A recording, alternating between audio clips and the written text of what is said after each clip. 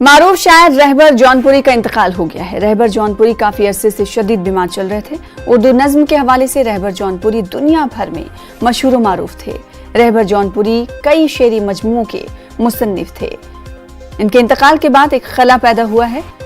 अदबी दुनिया में किस तरह से लोग इजहार ख्याल कर रहे हैं, जानने की कोशिश करेंगे। एक बड़ा नाम तारिक हमारे साथ जुड़ चुके हैं इस खबर पर मजीद अपडेट के साथ। रहबर जौनपुरी एक बड़ा नाम, उनके चले जाने के बाद अदबी दुनिया में एक खला जरूर पैदा हुआ है। मुख्तलिफ शुबहात से जुड़ी हुई शख्सियात इस इंतकाल पर क्या कुछ कह रही हैं तारिक?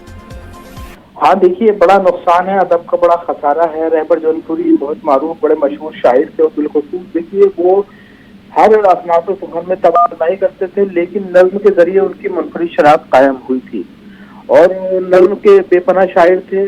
अपने लफ्जियात के आईने में, अपने मौज़ूआत के आईने में और बिलखुसूस लिसानियात के आईने में उनको बहुत मोतबर शायर तस्वुर किया जाता था। आपका ताल्लुक जौनपुर गांव जेगा से था, जहां आज दोपहर 2 बजे के बाद नमाज ज़ोहर उनकी तदफीन अमल में आएगी।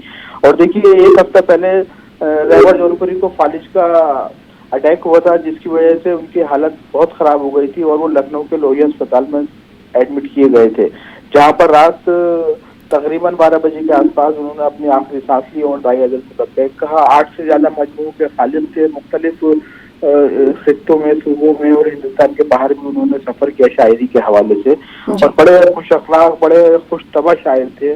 तो जाहिर है कि ऐसे किसी बड़े फनकार से गुजर जाने पर जो खला पैदा होता है वो बज़ाहिर तो मुमकिन नहीं है कि उसे भरा जा सके।